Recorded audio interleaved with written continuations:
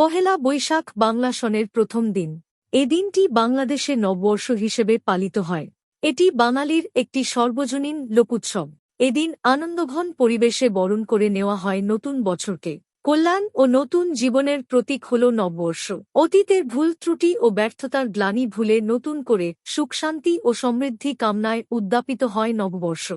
এদিন সরকারি বেসরকারি সকল প্রতিষ্ঠান বন্ধ থাকে। একসময় নববর্ষ পালিত হতো আর্তব উৎসব বা ঋতুধর্মী উৎসব হিসেবে। তখন এর সঙ্গে ঘনিষ্ঠ সম্পর্ক ছিল কৃষির, কারণ কৃষিকাজ ছিল ঋতুনির্ভর।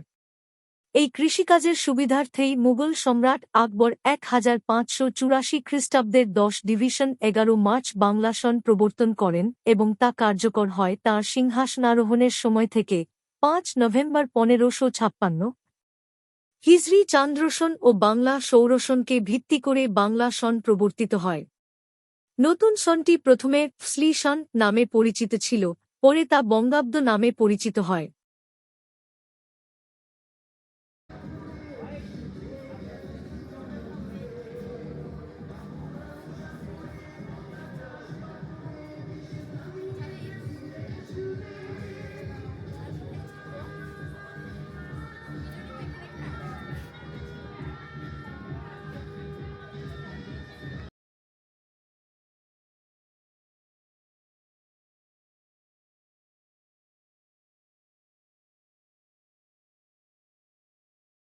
বাংলা নববর্ষ পালনের সূচনা হয় মূলত আকবরের সময় থেকেই।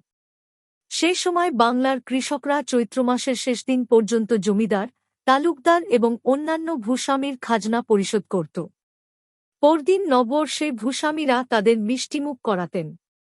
এ উপলক্ষে তখন মেলা এবং অন্যান্য অনুষ্ঠানের আয়োজন করা হতো। ক্রমান্বয়ে পারিবারিক ও সামাজিক জীবনের সঙ্গে ঘনিষ্ঠভাবে মিশে পহেলা বৈশাখ আনন্দময় ও উৎসবমুখী হয়ে ওঠে এবং বাংলা নববর্ষ শুভদিন হিসেবে পালিত হতে থাকে। অতীতে বাংলা নববর্ষের মূল উৎসব ছিল হালখাতা। এটি পুরোপুরি একটি অর্থনৈতিক ব্যাপার। গ্রামেগঞ্জে নগরের ব্যবসায়ীরা নববর্ষের প্রারম্ভে তাঁদের পুরানো হিসাবনিকাশ সম্পন্ন করে হিসাবের নতুন খাতা খুলতেন।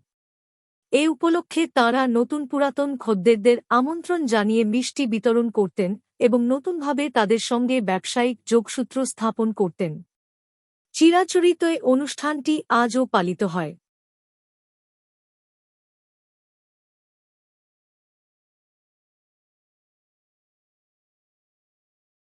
নববর্ষের উৎসব বাংলার গ্রামীণ জীবনের সঙ্গে ওতপ্রোতভাবে জড়িত, ফলে গ্রামের সাধারণ মানুষের কাছে দিনটি বিশেষ তাৎপর্যপূর্ণ।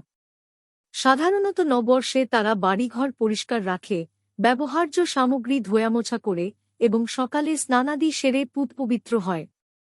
এ দিনটিতে ভালো খাওয়া, ভালো থাকা এবং ভালো পড়তে পারাকে তারা ভবিষ্যতের জন্য মঙ্গলজনক বলে মনে করে। নববর্ষে ঘরে ঘরে আত্মীয়স্বজন, বন্ধুবান্ধব এবং প্রতিবেশীদের আগমন ঘটে। মিষ্টি পিঠা পায়েস সহ নানা রকম লোকজ খাবার তৈরির ধুম পড়ে যায়। একে অপরের সঙ্গে নববর্ষের শুভেচ্ছা বিনিময় চলে। প্রিয়জনকে উপহার দেওয়ার মাধ্যমেও নববর্ষের শুভেচ্ছা বিনিময় হয়, যা শহরাঞ্চলেও এখন বহুল প্রচলিত। নববর্ষকে উৎসবমুখর করে তোলে বৈশাখী মেলা। এটি মূলত সর্বজনীন লোকজ মেলা। এ মেলা অত্যন্ত আনন্দঘন হয়ে থাকে। স্থানীয় কৃষিজাত দ্রব্য, কারুপণ্য, লোকশিল্পজাত পণ্য, কুটির শিল্পজাত সামগ্রী, সব প্রকার হস্তশিল্পজাত ও মৃৎশিল্পজাত সামগ্রী এই মেলায় পাওয়া যায়।